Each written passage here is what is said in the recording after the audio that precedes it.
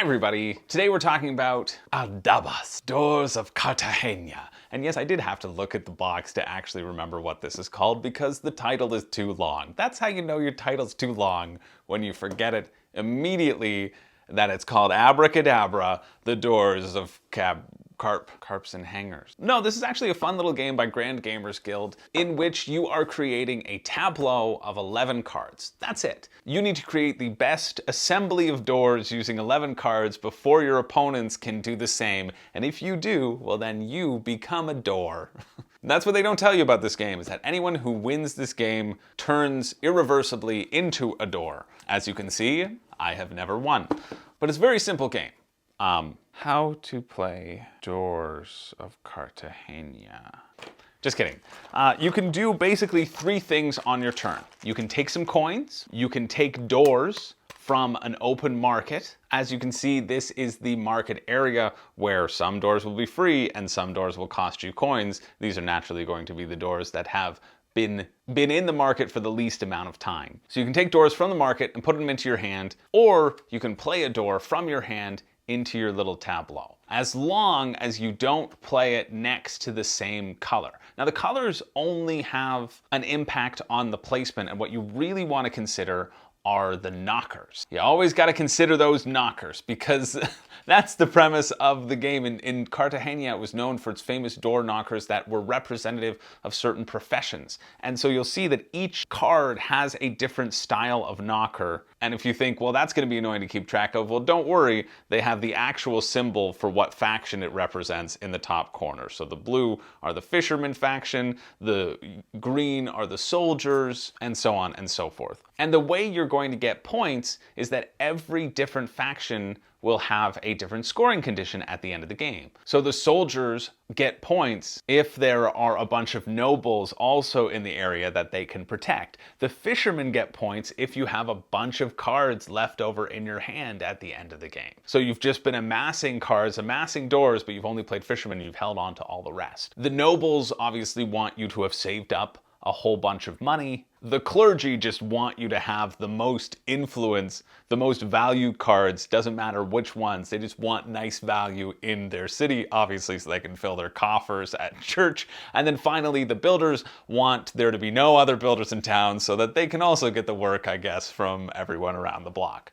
Now, this copy that I have here, which was graciously given to me by Grand Gamers Guild way back in Origins, and I told you I'd get to it eventually.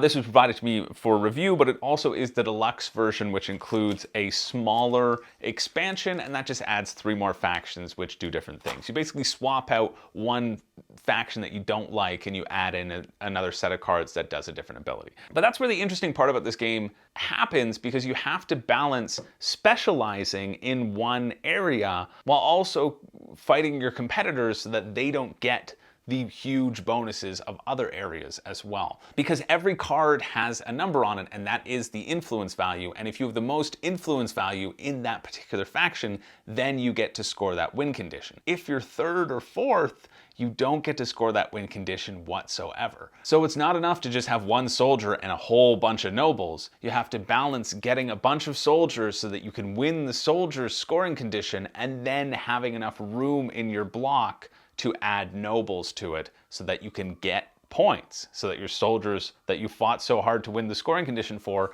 aren't worth nothing.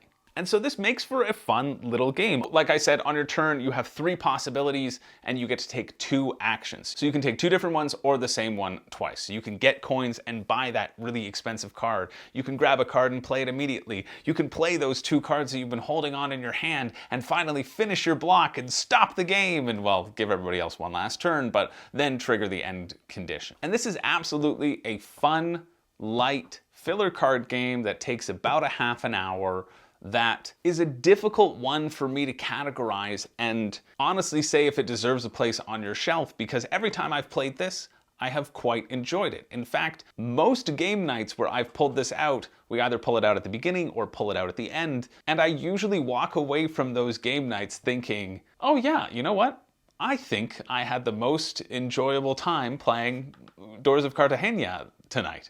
I think this was like the pick of the night. I always go around and say like, hey, what was your favorite game that we played tonight?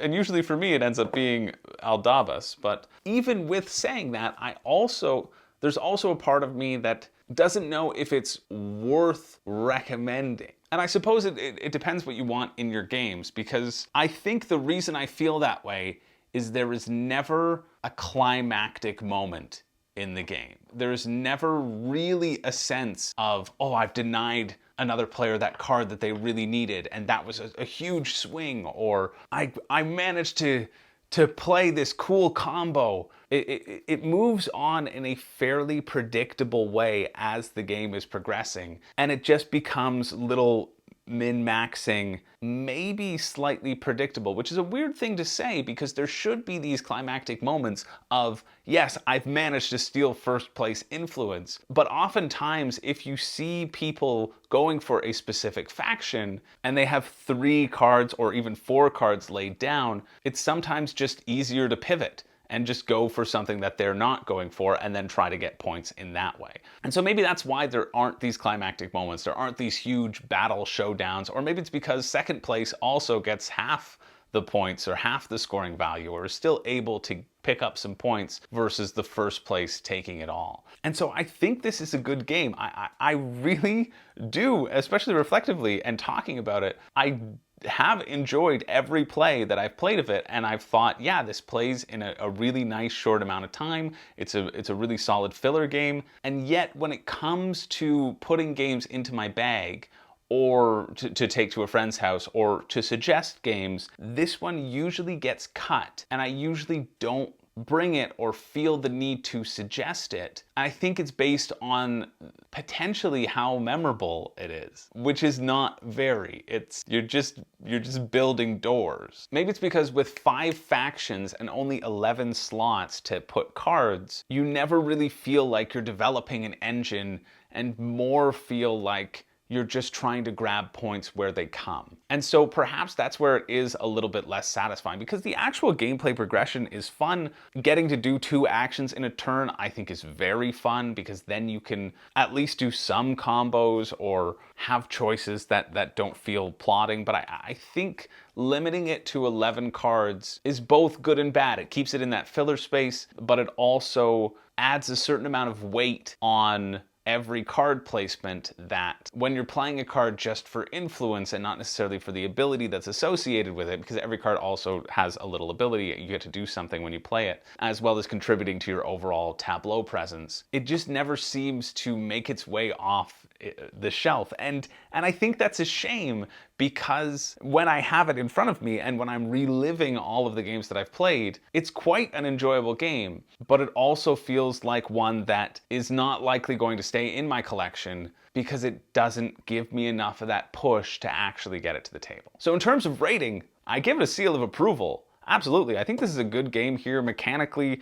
it does some fun stuff. It knows what it is. It does the job in the time that it says it will. And you get a bit of a ramp up, and it's fairly accessible, even if the various powers and the scoring conditions and the importance of those scoring conditions isn't really apparent until near the end of the game. And so your first game is kind of a wash in that regard. There is nothing in here that makes me say this is a bad game.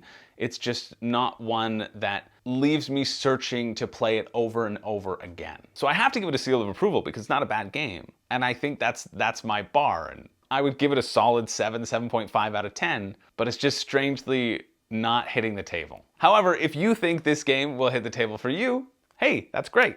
You should go out and get it. I think the standard edition is all you really need. The expansion factions are fine, but for the amount of energy that it takes to search through the deck and pull out the exact 9 cards that you're then replacing with this new 9, I don't think the abilities of the expansion make it worth the strain to do that every time you want to mix something up. I kind of wish you just slapped all the cards together, but I understand then it would be a lot harder to get through the deck and there would be less consistency of seeing the factions, and it is so important to see those extra factions come up because you need the opportunity to take influence away from someone else. So I understand why you have to remove cards to do it in order to keep the balance secure, but I like the way the 5 and the original 5 interact, and I don't see the additional expansions adding anything to the game in a way that it's worth the extra price. And then the only other difference are these coins, where the coins are wooden instead of the normal